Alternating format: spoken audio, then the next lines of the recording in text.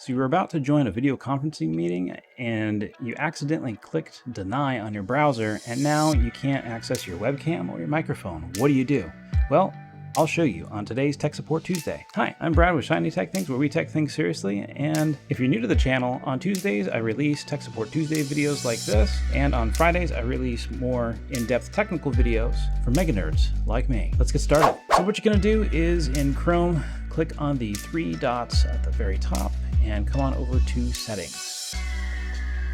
Then over on the far left, you'll see Privacy and Security, and then click on Site Settings. Now here you can see there is camera and microphone. So if you click on camera, for example, when you click deny, it would go ahead and add that site right here, in which case you'd be able to just click on the trash can icon next to it to remove it. Now I'm going to click back and click on microphone, and then just repeat the process where any site that you did block would be listed right here.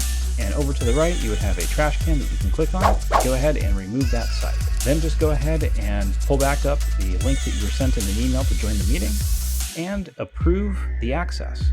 And you should be good to go. Again, thanks so much for watching. Slap like if you haven't already and consider subscribing. I'll catch you in the next one.